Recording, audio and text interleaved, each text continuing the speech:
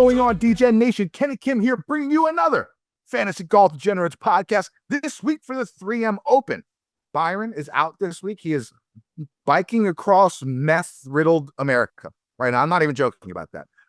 So he's taking like a 7-day, 500-mile bike trip. And last year when he went on this trip, there was one town that he stayed at where he wouldn't leave because of all the meth heads. So everyone pray for Byron. Hopefully he doesn't get robbed or killed by these meth heads. He's also said he's not ready for these 500 miles. He's out of shape. So hopefully he doesn't come back with pulled muscles. But we do have our resident fill-in, our honorary member of the Fantasy Golf Degenerates with us, Ryan Baroff. Ryan, what is up, my friend? Hey, Kenny. Nice to be here. Been a while since I talked to you, Byron, even Tambo, but always happy to fill in. Yeah, man, I it's been a while. I do have to admit. But before we move on, let's talk about our YouTube comment winner. Remember, go to our YouTube homepage, go to the comment section, go ahead and pick who you think is going to win each and every week. We do this every week. The first person to correctly guess the winner gets a free month of Byron's Patreon. Last week, we offered 3 spots because no one had won the 2 weeks before. So Byron is giving away 3 spots. Only 2 people picked Scotty Scheffler.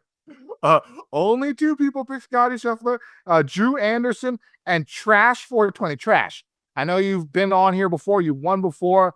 I don't know. Just keep DMing Byron. I don't know what's going on there. My guess is if you see your DMs and like the missed and like the non like what are they called? Like the spam DMs that we're getting nowadays are insane. I'm getting like 30 a day. So it could be why Byron's missed it. But we'll make sure we get you on there, Trash. Good for you. I think he's at least 2-time winner this year so far. Great name, Trash 420. You can't forget his ass. And if it's not Trash and it's actually Byron doing the screw ups, we'll get on his ass and get you in. We'll get on. Yeah, we'll get on. We'll get it on there. But make sure you go ahead and put your winner down in our comment section. Before we talk about the Open Championship, a little bit of Scotty talk. Ryan, it's been a long time. I know, Ryan's always been our resident fill-in for 5, 6, 7 years. But lately, Byron and I just haven't been missing very many shows. So why don't you tell the people where you've been, what you're up to, where you're at, where they can find you, all that good stuff like you knocked out right here. Yeah, still just sort of ripping tweets on Twitter, but I am with Inside Sports Network with Andy Lana and team. Started this year, I do a Monday DFS show with him live every Monday. We just wrapped up about an hour ago. We have a great Discord there. We cover all sports, so obviously been very golf heavy so far this year, but we've crushed it during tennis season. Plenty of NFL content coming down the pike, especially with best ball. So yes, feel free to check out ISN, awesome Discord. We had a great deal for free last week, so lots of free trials. Free members signed up last week for the Open. Unfortunately, we didn't pick Scotty either, or maybe we picked him, but we obviously weren't going to bet it at that number. Yeah, what an awesome week that was. Yeah, a big fan of Andy, big fan of Inside Sports Network. Go ahead, check them out, do your thing. Andy does really good stuff with the course previews and his betting, and of course, Ryan's had a really good year this year. If you followed him on X, Mr. Baroff has had a very, very strong season this year with his outrights on all different tours. He just doesn't do the PGA like we do. He does the Euro, the Corn Ferry Tour, Live, all that good stuff. So make sure you follow at RB. Our Baroff 427, you got it. Yes, sir. Yep. Our Baroff 427. Make sure you go follow him. And the funny thing is, whenever we have Ryan on the show, he usually crushes it too. So I would definitely pay attention to what the fuck he is saying during the show. But before we get on to the 3M Open, let's talk a little bit about the Open Championship. Scotty Scheffler, dominant once again, going out there doing his thing, basically leaving everybody in the dust. Really, really impressive stuff that he's been going through, that he's been doing for the last 3.5 years.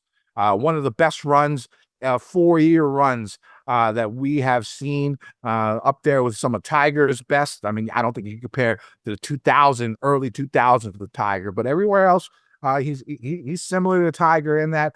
We've seen Rory, have a run like this. Spieth, have a little mini run like this. What he's doing is not flashy. It's not. There's no real showmanship with him, a la Tiger, even Rory, even Spieth. But he just goes out there, misses in the right place, barely misses at all sometimes. What he did on Sunday, 4-stroke lead going into the event, and then that first approach to 18 inches, and it was over. It was over at that point in time. On one when he hit that beautiful approach shot on Sunday. I think Goddard, tried to make it. English tried to make it a little bit closer. Scotty got bogeyed a couple, bogeyed one on the back. I think he had a double maybe when he hit the lip of the bunker. Brought him back down to 15 under. He thought maybe, but he just went out and had a couple more bogeys, a clean back nine, and did his thing. Pretty impressive stuff. What'd you think about Scotty this past week? Yeah, I mean, obviously super impressive. Like you said, it can be a little bit boring, but I think that's also kind of good for the game. But yeah, it is different. Like you said, it's different from Tiger. One, I think we need to see it for a little bit longer. But like with Tiger, there was always the excitement because he wasn't in the middle of every fairway. Like, Yes. I think a lot of the shots that we remember from Tiger, they're obviously, out of fairway bunkers. They are when he's carving around trees, flop shots around the greens. Like, I don't remember Scotty hitting flop shots because he doesn't miss greens very often, right? It's just he's hitting fairways, he's hitting irons to 8 to 12 feet, and now he's making a lot of those putts. So, yeah, it felt pretty much over. I mean, obviously before Sunday, probably midway through Friday, it kind of felt like the event was over and it was going to go that direction because he just doesn't make mistakes. He doesn't come backwards. And then when he does, he birdies 3 of the next 5 holes, and it's like it never happened. So, yeah, I don't see him slowing down. I'm not ready to compare him to Tiger yet, but yeah, like you want to compare him with Spieth's peak, Rory's peak, Jason Day's peak. He's better and he's more consistent, and it is now extended to about 24 months. So I think by the time he's done, he'll be a top 10 player ever, and let's see how long he can keep this up for. Yeah, I mean, here's the thing. I know there's a lot of Scotty and Tiger talk. It's not close. Tiger's leaps and bounds better because he did it for a dozen years, right? From 1997 to 2009, he won all but one of his majors. What is he at? 15? So he won 14 majors in that 12-year span. Now, here's the thing. Well, what Scotty's been doing is very, very impressive. But, he has to do it for an extended amount of time. Maybe he's a top 15 player of all time right now. I'd say around there, 15 to 20, something like that. But the thing is, the way he plays his game, it's not like he's out there swinging out of his shoes. Injury might be the one thing that can derail him. And he doesn't have a swing that looks like it does a lot of damage to his body. So I think this is something that he could do for a long, long time. Now, if you look at the numbers, he's actually on pace with Rory.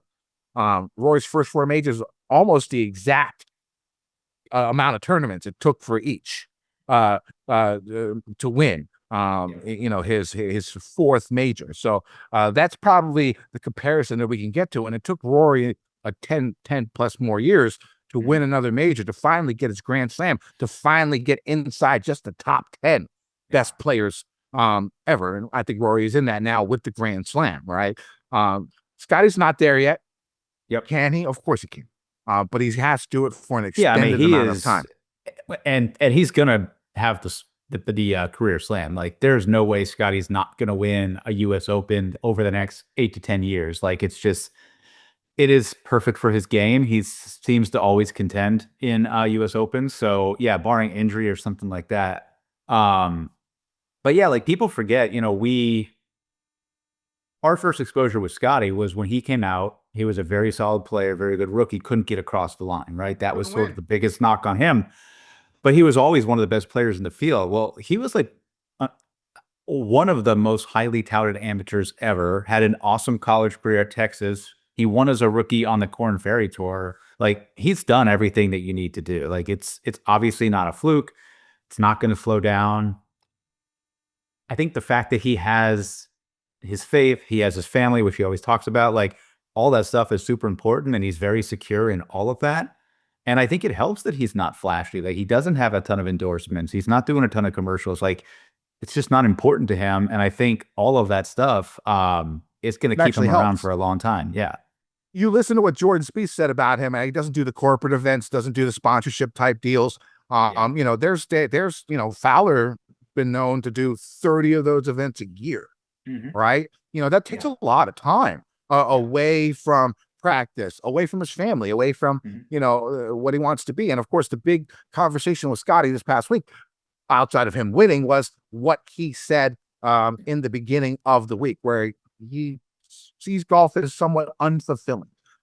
You could different ways, different takes about that. I don't think he's saying that like he doesn't care about golf. It's just the fact that, you know, he gets to a point, he wants to win so badly, he wins, and then, you know, that joy is 30 seconds, a minute, right? A couple of minutes, and then he's got to grind it back again. And people are asking, well, are you going to win next time, right? And so to try and live your life as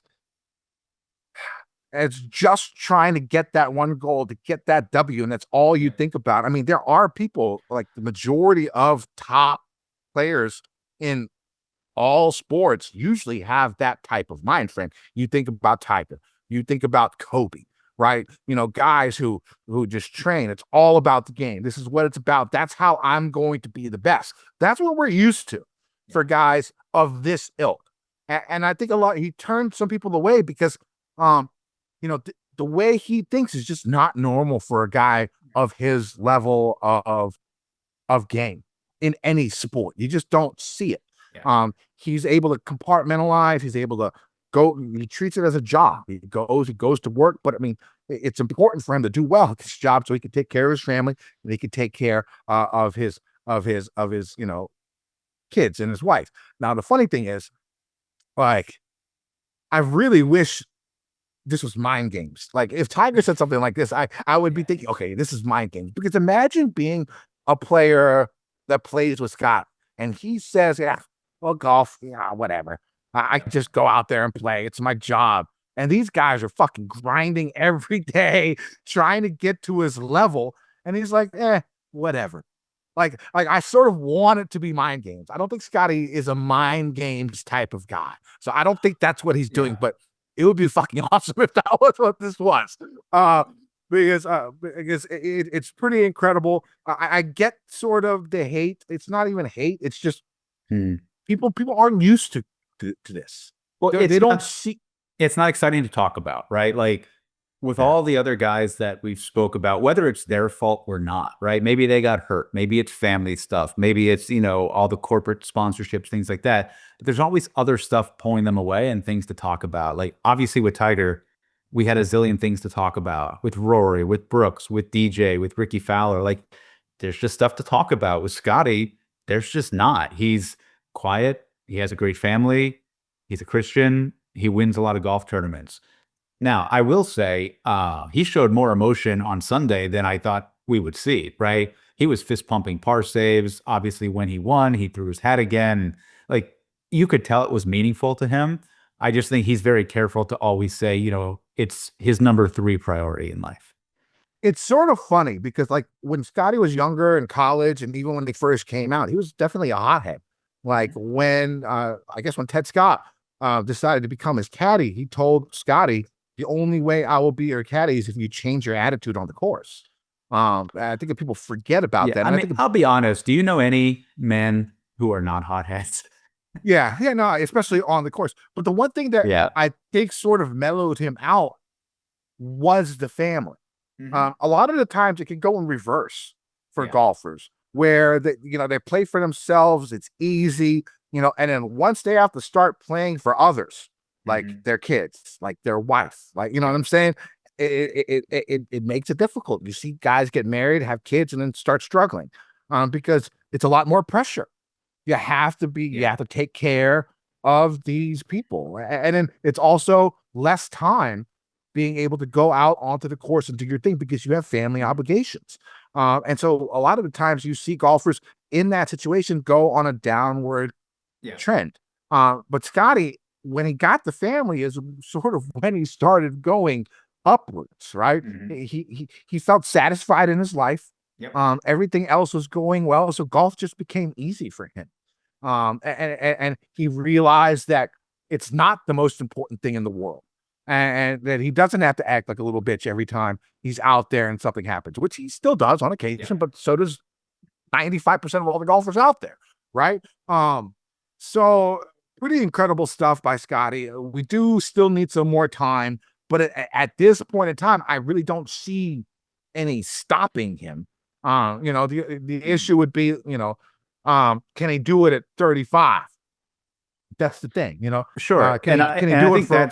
Yes. And I think that would be the one difference is, when Tiger was doing, because again, what Scotty is doing now is absolutely comparable to some stretches where Tiger was playing. But Tiger was, 21 to 25 when he was doing this. Scotty's going to be 30, right? And so, these next 4 or 5 years, I don't know that he'll have much more beyond that. But hey, he might end with 8 to 10 majors and 50 wins. And we're talking about a top 4 player of all time. So I'm thinking I think the only way he can, I think if he gets to 12 majors, I think in this day and age, and I know you put out a tweet about this, so we might disagree on this. We might disagree on this, but if he gets to 12 majors in this era, personally, I think that the PGA Tour is way deeper than it was when Tiger played. Yes, when Tiger played, there were still great players. I think you said it in your tweet. You had Els, you had VJ, you had Duval, you had Phil, you had some upper echelon guys up there.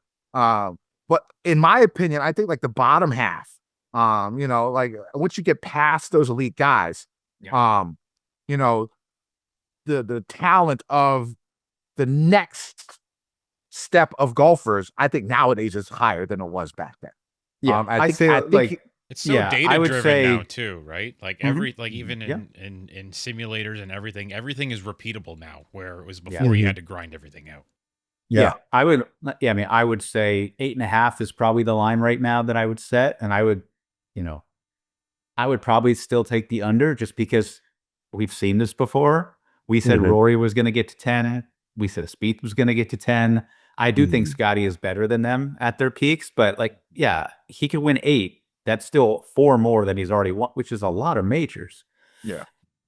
So, but yes, he was awesome. But very impressive. If you're gonna try and compare Tiger to Scheffler, I think Scheffler needs to get to 12.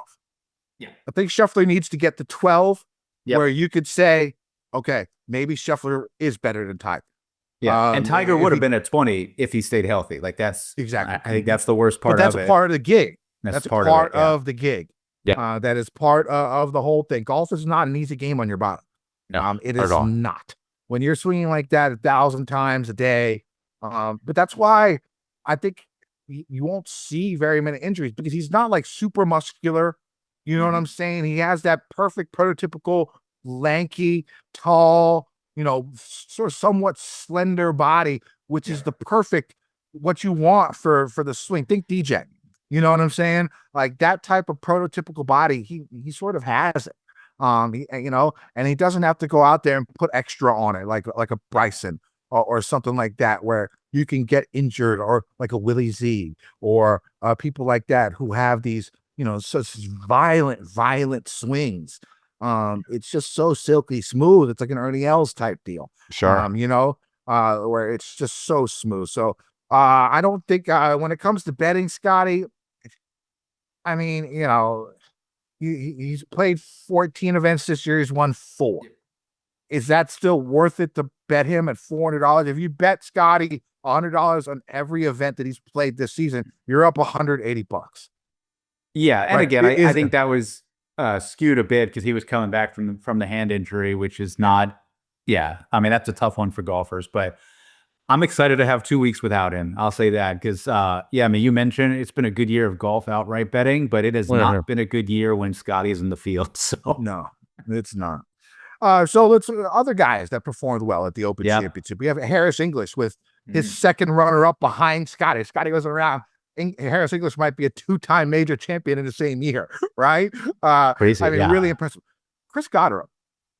I mean, this run that he's on, we see this before the Ryder Cup every time there's a Ryder Cup. There's one or two guys. It was Glover in the past. It was Billy Horschel in the past. You know, guys who sort of just come on this run because Goddard was, I think, like 78th in Ryder Cup standings like a month ago, right? He's still not even in the top 20, I don't think.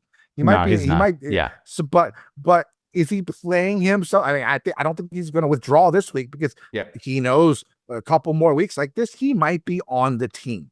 So there's a really, really impressive stuff. Harris English fighting for the team as well. We got guys who are playing this week, which I don't think I'm going to worry about withdrawals for the top guys because Burns needs to play well to make the team. Wyndham Clark needs to play well to make the team.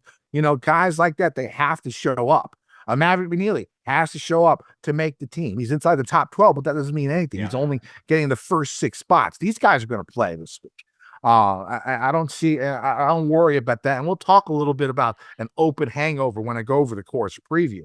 But you know, of course, Xander showing up, getting into form here late. I mean, the thing is, there's only been 2 golfers that have shot better than the scoring round average of each round of every major this year. It's been Scotty and it's been Xander. Xander has shot better than the score than the round scoring average every single round, all 16 rounds at majors. He hasn't had the best year. He had the injury early on, but it looks like he's getting back into form as the FedEx Cup playoffs come and as we get closer to the Ryder Cup. Bryson, what can you say? The guy people talking shit about his links play. Now, granted, he played bad in shitty weather. But once the weather was nice, Friday, Saturday, and Sunday, not too horrible, he had the best score. The best 54-hole score in the last 3 rounds, had a nice solid top 10. I don't think you could count Bryson out of anything anymore.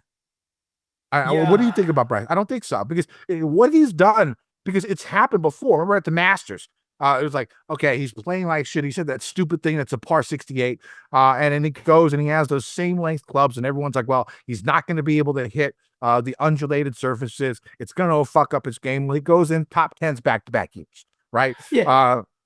Man, I think the issue with Bryson, I mean, I think the knock on him with the Open was more about the elements and the weather. And when we had wind and a little rain, he almost shot 80 on Thursday. So, like, I feel like that narrative was correct. And then they were pretty much playing in a dome for the last 3 days, and he played great.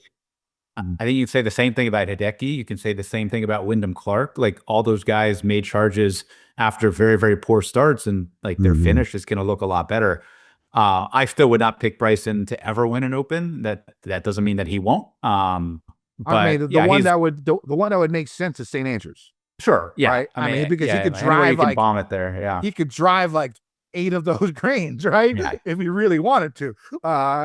When it comes down to it, and if the weather's good, I mean, I think that would be the one that I would pick for Bryson.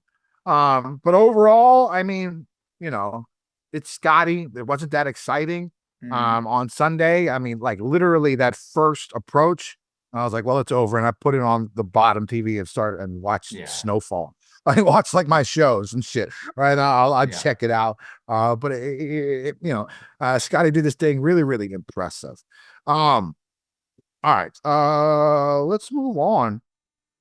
Anything else you feel like talking about before we move on? No, just another, like you mentioned, Xander seems to be trending back and being back to where he was. I'll say the same thing about Matt Fitzpatrick.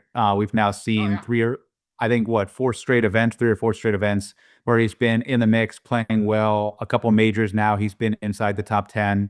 Obviously, like, I think there was a little talk that he may be not on the Ryder Cup team. Obviously, I don't think he would have been without this run. Yeah, he is now back on the Ryder Cup team where I think Europe is pretty much going to run back the same team. Like, maybe swap the Host Guards or You could throw in Harry Hall or something, but pretty much going to be the same team. So yeah, very excited about that. On Goddard, like I think he has to do more. Like I would still take Wyndham Clark over Goddard for a last spot. I don't think Wyndham's earned it, but if like that's the mold you're looking for, like I'd rather gamble on that than a couple weeks of Chris Goddard.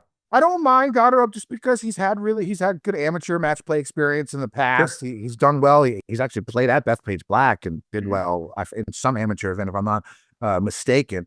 It's nice having these younger guys on the team to try and build your future. Yeah. What do you think of Morikawa or Cantlay? I think both they're going to be on the team. Yeah, I mean they're going to be on the team. Like I have more faith in Morikawa's game right now, but in the Ryder Cup format, Patrick Cantlay has shown that he's a killer. Obviously, he's going to play with Xander most of the time, but you can play him with anybody. Yeah. And as we get closer to the Ryder Cup, we'll have more talk about that, the teams and stuff like that. We'll actually be recording live from Byron's house for the Ryder Cup because we will be on a nice little golf trip. They're looking forward to that. All right, so let's move on. Let's go ahead and let's talk about this week. Let's talk about the 3M Open. First off, let's go over the course. The PGA Tour heads to Minnesota for Blaine, Minnesota for the 3M Open from TPC Twin Cities. The first 2 years the event was held here, it was pretty much birdie fest. As golfers, to finish top 10 averaged around 23 birdies for the week. The last 4 years a bit more difficult because of like windy, firm conditions. Even the year Hodges won at 24 under, second place was still 17 under. That's what we sort of seen at this event. 15 to 19 under par. We'll see if that holds because it looks pretty calm this week comparatively to what we've seen the last few years. Again, like Thursday and Friday look like 5-6 miles per hour winds, Saturday doesn't look horrible. Sunday looks a little bit windier. And it could be a little bit of rain, so that could be something. But the first couple of days, it's going to be a big birdie fest.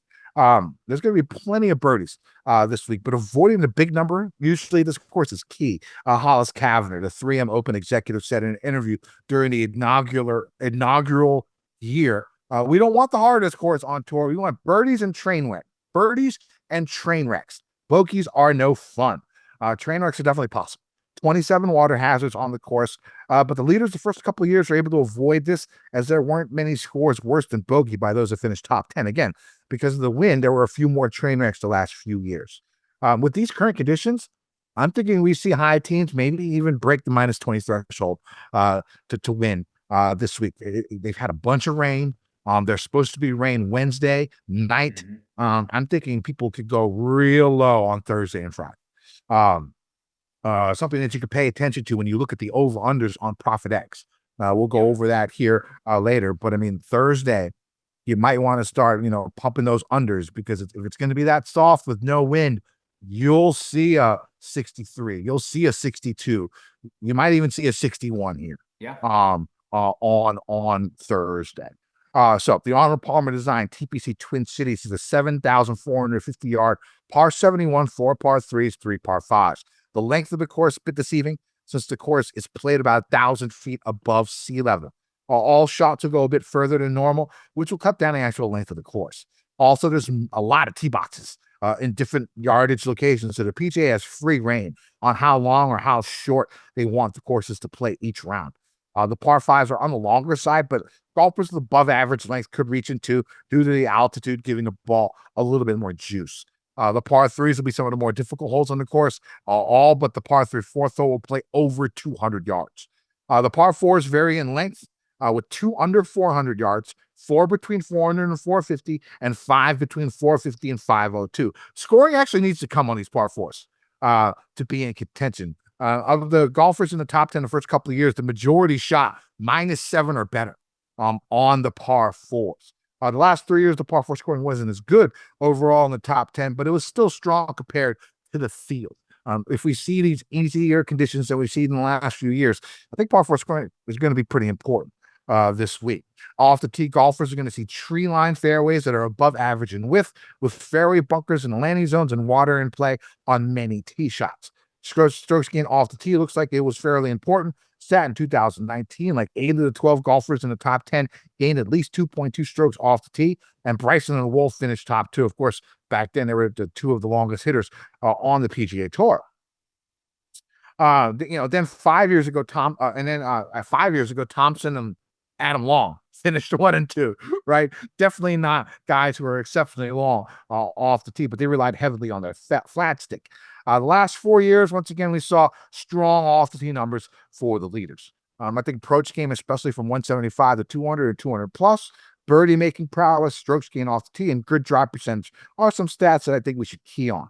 The trees aren't bunched up like we see on most East Coast parkland courses. There is a lot of room between the edge of the fairway and the tree line. Golfers that miss the fairway will most likely just have to deal with 3-inch rough, though if they miss wildly, they're going to have to deal with trees and water. The rough was actually a bit up last year compared to other years. And instead of the 3, it was like 3.5, maybe even closer to 4 inches last year. Not sure if that was due to the rain or if that's something that they're going to be doing from now on. We'll have to check, double check and see. Also, they added some like knee-high rough to the course last year, which I saw for the first time at this course in the 5-6 years that I've watched this event. So they're definitely trying to make it a little bit more difficult if you miss the fairways. Now on approaches, golfers will see greens that are above average in size. Around 75% of the greens are hitting regulation in the last couple of years. I expect the number to be similar if the wind stays down this year.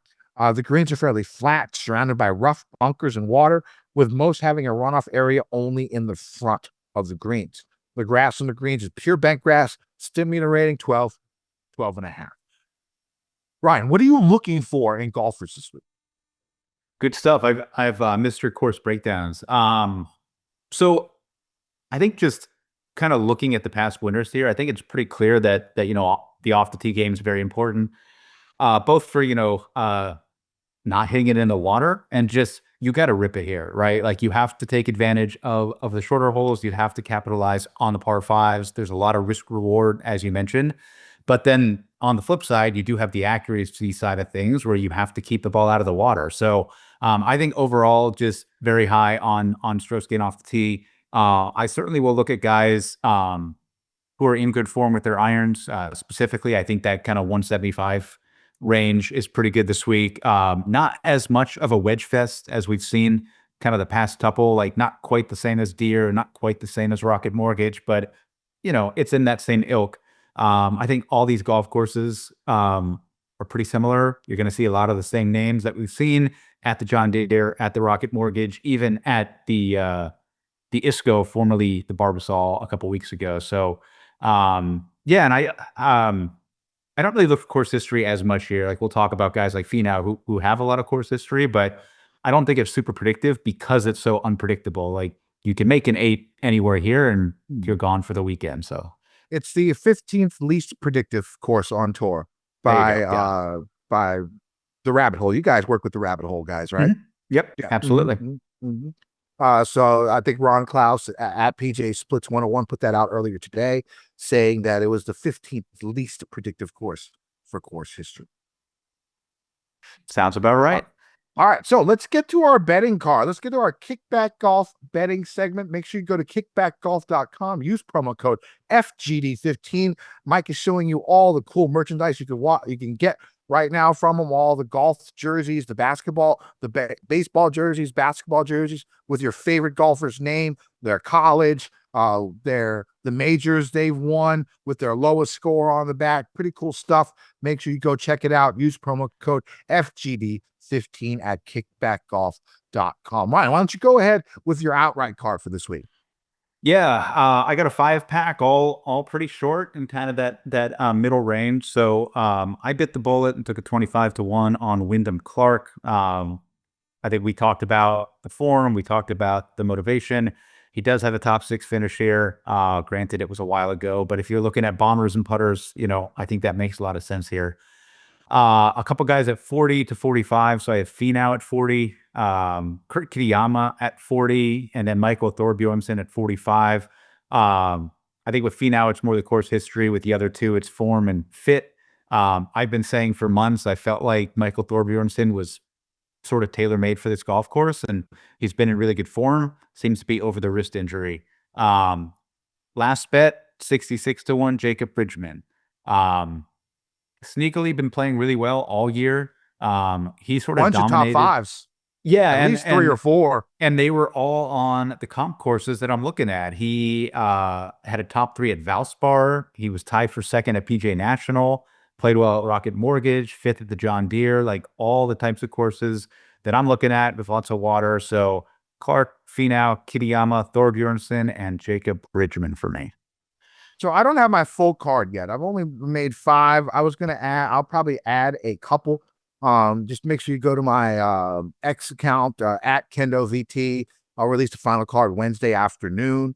But I have 5 for right now. I have 2 guys at 33, and the rest are long shots over 100-1.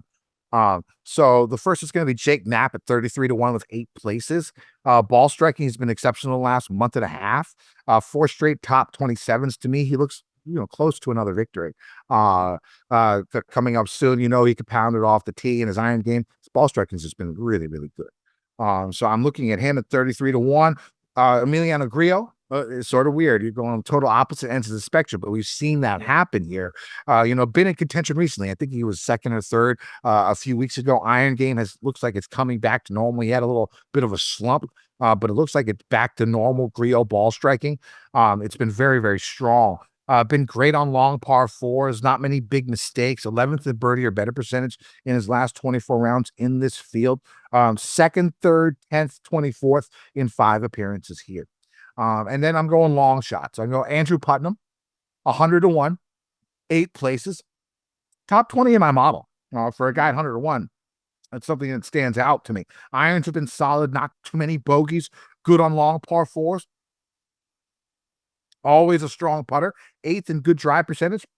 Last 24 rounds in the field. In this field, 2 top 11s in his last 3 events, 2 top 20s here the last couple of years. Next, it's going to be Jackson Super at 100-1 with 8 places. 3 top 20s in his last 4 events, including 7th at Dakota and 6th at the Rocket. Can have spike approach weeks and spike putting weeks. We've seen those in the last month and a half from him, where he'd spike randomly with his approach, he'd spike with his putting. So hopefully we can get a combination of those both. One week he did pretty well. Last week until the final round, he wasn't as good as I really wanted to be at Dakota, but still a strong finish last week. And then David Skins, 150-1, 8 places. Putts well on bent. Iron game has been strong, solid long iron play. Seen strides in his off the tee play here in the last few weeks. 4th, 8th, and 9th in 3 of his last 5 starts. Best finish of 24th here last year. Other guys that I'm going to be looking at for this week, Seaweed Doug Gim, Thorbjornsen. You might have sold me on Thorbjornsen. I might just go ahead and add him to the card because he was definitely on my maybe list here. So is Bridgman. Bridgman was on my maybe list. Maybe I just go ride the Baroff train, go with those 2 and call it a day. We'll see. We'll see where I go by the time Thursday or Wednesday night comes around. Yeah. All right. So let's get to our ProphetX segment. Make sure you go to ProphetX. Go to ProphetX. Go to Play ProphetX. Use promo code FG Degenerates. Get 1.5% back on your first 30 winning transactions. They take 3%. Again, it's peer versus peer gambling. So no rake. It's just they take 3% from the guy who wins. That's it. And so for your first 30 winning transactions in the first 30 days you're on the site, they only take 1.5% rake when you use promo code FG Degenerates. Pretty good week last week. I did have Henley top 20. I got plus 240.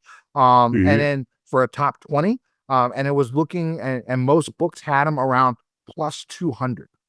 So that was solid. I did have a Hovland top 20 that did not do very well, but the plus 240, $80. I mean, that made up for the Hovland loss and then some. So it was a winning week. This week I'm going to be focusing on probably Maverick McNeely and Tony Finau for top 20s. But while we're recording this around 5 o'clock Eastern on Monday. The top 20s haven't been out yet, but they do come out every week now on ProphetX. They got the finishes positions out there. I will be focusing on Maverick McNeely and Tony Finau. Mav's around plus 100. I think Tony's like plus 120 on most books. I think I'll see if I can get 30 or 40 points better than that for the week. Of course, when it comes to Mav, he's playing for his Ryder Cup life. He's had some really solid finishes here recently. He's been playing good golf. Again, a guy who can, hit the ball sort of long and can putt. Right, his iron game isn't the best, but it doesn't really need to be. Just he's such a good putter, and he's so long off the tee. Again, we talked about this before when it comes to strokes gain approach. He's hitting it so long that he's hitting, seven. Let's say he's hitting a 9-iron instead of a 6-iron that other guys would hit. Well, his 9-iron, from that range, if the average strokes gain where you gain 0 is 20 feet, right? And he hits it to 23 feet, he's losing strokes on his approach with that 9-iron. But since he's such a good putter, he can easily make that up. 3 feet for a putt doesn't really mean that much, right? So in situations like him, when you see these bombers out there, you really got to pay attention. Even if they're not the best approach game, remember that they're using lower irons. They're using higher irons. And, the miss rate for 0 strokes gained is shorter on those. So even if they're hitting it to 25 feet instead of 20, they're losing a quarter of a stroke, right? Or something like that. I don't know exactly how many strokes they're losing, but somewhere around that when it comes to strokes gained. And when a guy is hitting it, 30 yards behind him and hitting a 7-iron to, 32 feet, he's gaining strokes with his approach probably at that point. But, what's his face? Mav will be closer, right? Sure. So you got to remember that. Pay attention when it comes to strokes gain approach. The only really true strokes gain number is off the tee. Because everyone's coming from the same spot every time. Exactly. That really is the only true strokes gain number that you could really rely on when it comes down to it. Now, also Finau course history, good form, all that good stuff. I'll be. Those are the two guys that I will be focusing on ProphetX for top 20 plays. I know you got some too as well. Yeah, I like those. I think Finau's specifically with the course history, he makes a lot of sense for a top 20 What's play. the number you're seeing for him? 190 was the best I saw out there. Plus really? 190. Okay, great. I was just guessing on the plus 140. Well, plus 190 is shit. Yeah, if you get on that now, maybe you can get plus 200, plus 220. I mean, that's great. Yeah, anything over plus probably 150 is good. So a couple guys you mentioned that I'm in that top 20 market. One is Doug Gim and one is David Skins. I like the form on both. Both have pretty good course history. Gim has really been around the top 20, seems like every time he plays here. And he's from Illinois, so, close geographically at least. The other one that I'll give you, just because we have to do a long shot while we're out here, Brendan Valdez. So he just graduated from Auburn. So he was on that #1 ranked Auburn team that went to the national championship. He's been playing Korn Ferry Tour. He was kind of playing okay. I think he had one sort of T13 finish, but then popped up last week and finished tied for 3rd. He was like 22 under, 23 under, something like that. You can probably get him at a top 20. I got a plus 1350, but anything, plus 1100, plus 1200. He is a very, very good player. And I think in this kind of field with the form, I think that's a very good play for a top 20. I think you'll have to find that on different books because the ProphetX normally doesn't go that low. Yeah. But that's something that you definitely have to pay attention to. That's crazy. Plus 1350 is what you said for a top 20?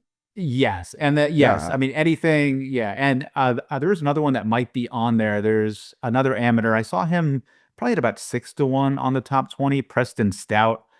He goes to Oklahoma State. He has a couple of recent amateur wins. He won the Big 12 championship a couple months ago. So he's about half the price as Valdez, but even at like plus 600 or plus 650, Preston Stout is another name for everyone to keep an eye on. All right, that sounds good. Let's move on to DFS Blood, Sweat, and Tears for this week. We have this 10K range. It's 3 guys. It's Goddard, Sam Burns, and Maverick McNeely. Where are you going this week?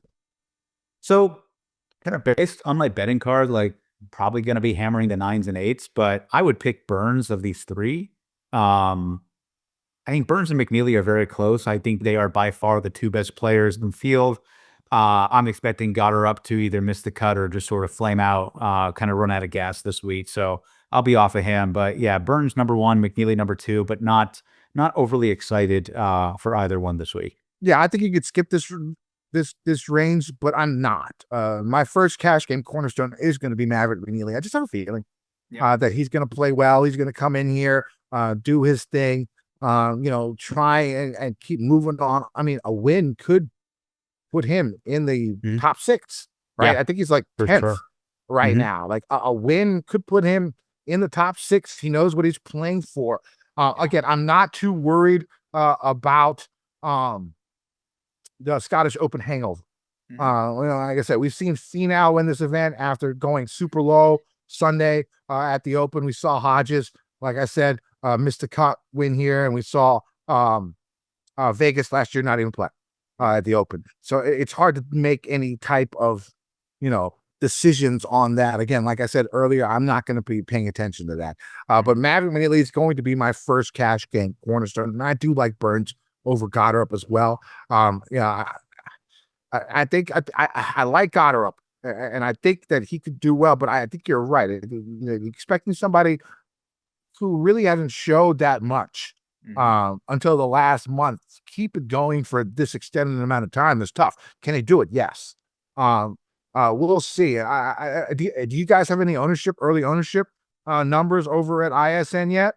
Not yet. I mean, I would expect McNeely is probably the highest owned. But I think all of them are going to be like, look, pricing is super soft this week. Like, I think all these guys are going to be somewhere between 18 and 25. I don't think anybody will go over that. I don't think anybody will go under that. So, let's go into this 9K range. I'm going Finau as my second cash game cornerstone. It's pretty easy to talk about Tony with the course history, and the game's been looking somewhat decent here recently. We saw him near the top of the leaderboard at the Open Championship just last week.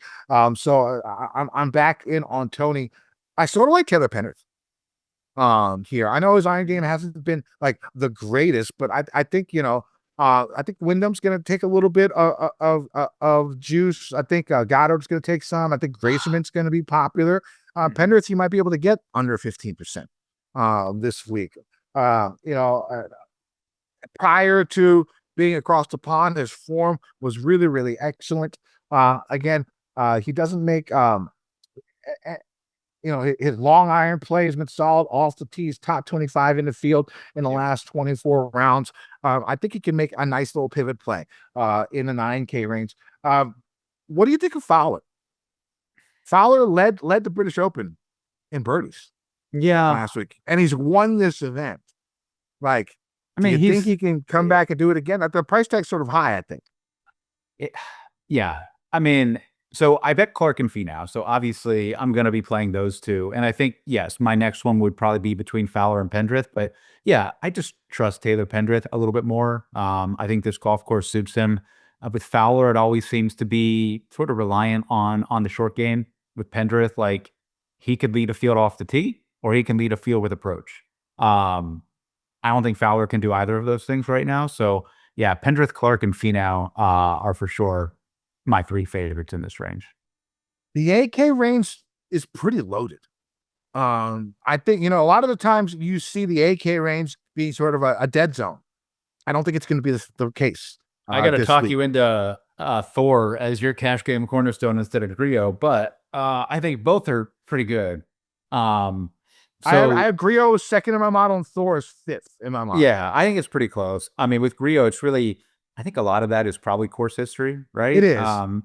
So I would just be aware of that. But yeah, he loves this golf course. But and he's the form isn't bad. He's been playing pretty good golf, and the stats are looking really, really good. I mean, like just a few months ago, If you put the same stats he had for the last 24, I'd say 4 months ago, he wouldn't be close to where he is now. So obviously he's picked his game up in the last few months. Yeah, I do I'm think going there's to some be playing opportunity Thorpe. here. I'm going to be playing Thorpe. So I bet Thorpe is going to beat TV Boost. Yeah, so like I bet him and I bet Kitayama. So obviously I'm going to play mostly those two. I think ownership is going to flock heavily towards the bottom. I think Akshay and Kevin Yu are both really, really underpriced. Here I've seen a ton of Kevin Yu bets, and I think Akshay is he's like $1,000 too cheap probably for what he is. So Akshay is in my cash lineup. So he's not I do one of my think cornerstones, but he's in the lineup. So I think it sort of lends you to, like, you can get a low on Keith Mitchell here. You could obviously get a low on Max Homa here. And you could definitely get a low on Clanton. Now here's the thing. Clanton was the big guy. He was, when we were talking about these young golfers, Clanton was up and Thor Brunson was below. Sure. I mean, he can't putt. He can't putt. Yeah. And I think that's a problem with Thor. I mean, obviously not a great putter, but he's pretty neutral, right? Like, I think he had a couple pretty good weeks of putting, but he's neutral. Clanton is like in the Rico Hoey territory right now of like terrible putters. So I would just be aware of that. I'll be honest though, like, I am kind of ready to buy in on a 2% owned Max Homa. It's a weak field. It's a course I feel like could suit him pretty well. He played well at the Deer. He played well at the Barracuda. Like the finish wasn't great. It was like T40 or something, but he played pretty well. And eventually he's going to find it. So like 8,300, probably 2 to 4% owned. So I would say Homa, Thor, Kitayama, probably my 3 top 8K plays. Right. Let's move on to the 7K range. Why don't we start near the top, 7,500 and up? Give me a couple of your favorites. Yeah, I mean, lots of guys here. Obviously, we talked about Bridgman. Gonna have a ton of him. Cam Champ, like, if there's a golf course for Cam Champ, it is this one, and every golf course they've played for the last month where he's been awesome.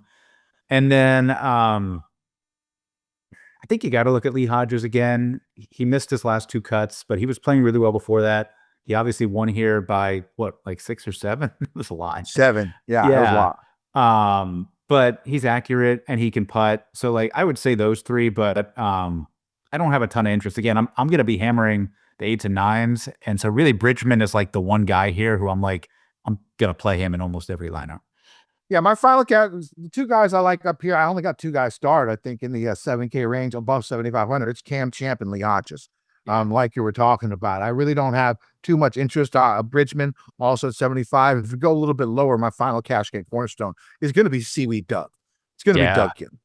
Sure. Again, he's made, I think, 5 of his last 7 cuts, I think, on tour. He just perennially every year in the top 25 at this event, except one. Again, and then the stats, line up well with what I'm looking for Seaweed Doug. I think he's 14th in my model, 5th in approach, last 24 rounds, 2nd tee to green, last 24 rounds, top 10 in par 4 efficiency from 450 to 500. You got 5 of those coming up this week. So my cash game cornerstones for this week, they're going to be Mary McNeely at 10-3, Tony Finau at 9,100, Emiliano Grillo at 8,400, and Doug Kim at 7,300. I actually, Badia's in my lineup. I have him in there, in that lineup. Other guys that, I'll be looking down here. Let's go ahead, and I'm going to go with my Hustler play of the week. My Hustler play of the week is going to be at $7,100. It's going to be Bo Hustler. I hate the way he looks. He has the most punchable face, I think, on tour. Him and Bobby Mack. They're fighting for the most punchable faces on tour. But here's the thing about Bo. I don't think his ownership is going to be high. Hustle play of League Ryan, if you're not familiar. It's a guy who I think it's basically a pivot to him. A guy I think is going to have low ownership that we can use as a solid pivot play. And when you look at his stats, I mean, Bo's 109th in my mind, right? In the last 24 rounds. It doesn't look great when it comes down to it. But then, you look at what he's been doing. He's coming in with great form. 3 top 15s in his last 3 starts. Plays this course every year. It's always been hit or miss, right? It's like miscut, decent finish. Miscut, decent finish. 13th a couple of years ago, miscut last year. That 13th was the best finish he's had at this event. I just sort of have a feeling about Big Bo Hostler. So Bo will be my Hostler play of the week at 7,100. Kevin Roy just comes up in stats like a stat model darling. I know he's missed the last couple of cuts, so we'll have to see. As I do a little bit more research, but stat wise, second in approach, fourth in tee to green. Sixth in good drive percentage, seventh in par four efficiency from 450 to 500, and that's all in the last 24 rounds. It's someone that I'll be taking a peek at. Who do you like in this lower 7K range? Yeah, I definitely think there's some pivots here. So I do like Kevin Roy. Like one bad week at the ISCO when everyone was on him at a super high price. He played fine at the Barracuda last week, but was really, really good for like a month before that. At the same price, Matty Schmidt, back-to-back top 20s here. He played pretty well at the Scottish Open. He had a top 10 in Germany the week before that as well. Didn't play well last week, but he did make the cut, so it's not like he was awful.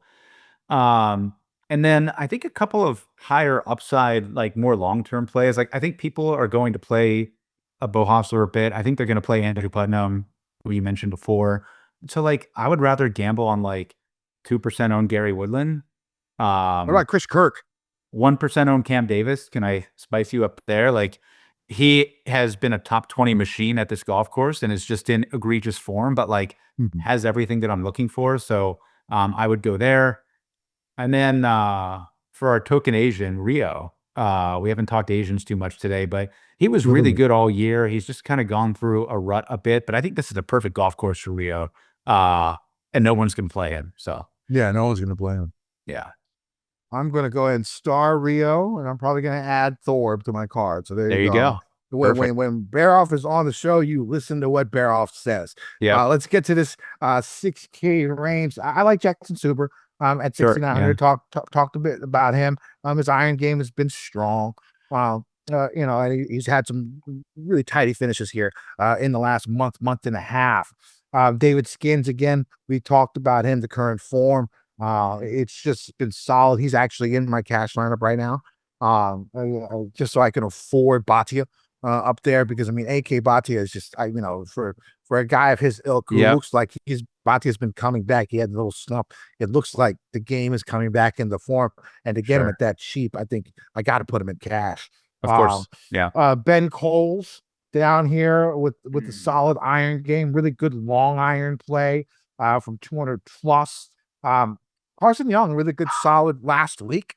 Iron play well above average, best good drive percentage in the field in the last 24 rounds. Again, really strong long iron player, 175 plus. I think Carson Young is another guy that you could take a peek at, and then you could go all the way down to the bottom. Nick Dunlop at $6,100. We finally saw a little bit of form from him a couple of weeks ago. Former winner here. If he could just drive it average, right? I think that he can make some noise, and we've seen it from him before at this course. So I think 6,100, pretty good, low cost savings guy for you if you want to roster like 5 guys in the 8-9K range. Like you could do that. You could roster 5 guys in the 8-9K range, throw in Dunlop, and just see what the hell happens. Who do you like in the 6K range? Yeah. So a couple things. One, he cannot keep it out of the water. So just, you might want to, that is a problem.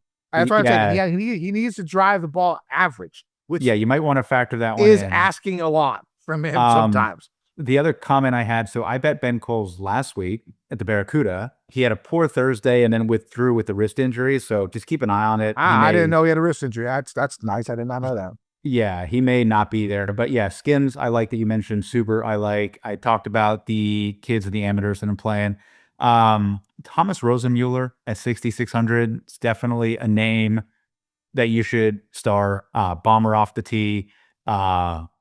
He has had a couple of pretty good finishes, but he's got like the bomber and the long iron combination. So that's one that I definitely like. Old friend Luke Lisk has shown some signs. He was 8th at the ISCO, made the cut last week at the Barbasol, was actually in contention halfway through, and he just didn't play well over the weekend. I know that you can always get behind some Luke List. So definitely play him this week.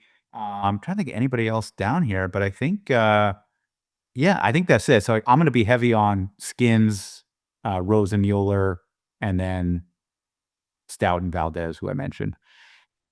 All right, sounds good. Now I went ahead and starred Stout and Valdez and Rosenmuller. So there you go. We'll see how they play. I definitely switched up the way I play TPP, so it's a little bit more difficult. I don't mass multi-ender.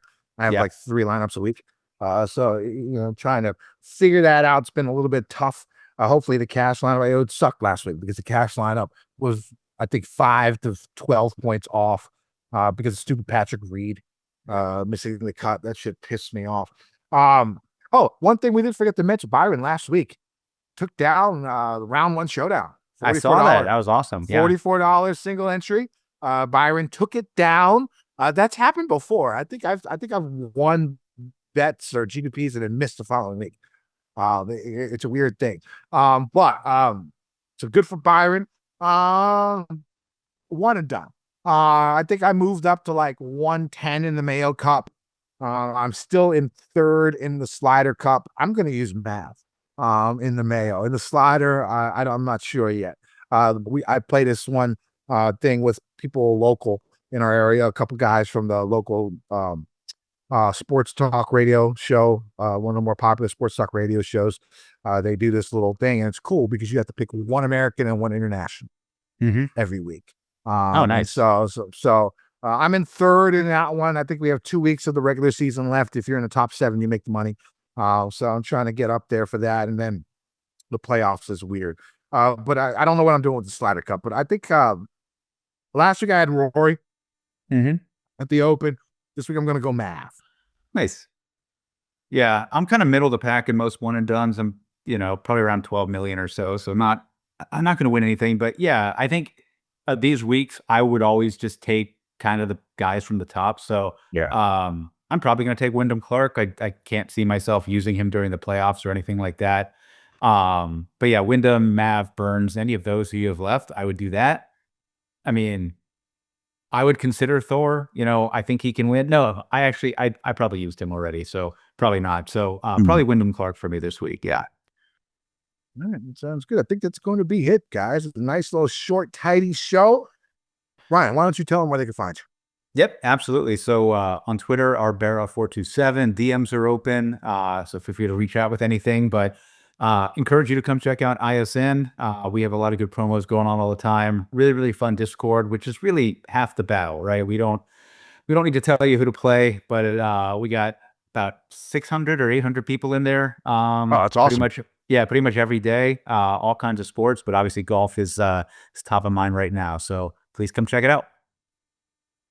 You can find me on X at KendoVT. I'll have my ProphetX plays, my betting card, any live bets that I had out there, all that good stuff. Make sure you go check me out at KendoVT. All right. So just a couple of weeks left in the regular season. Should be a fun week. Let's win some motherfucking money. DJ Nation.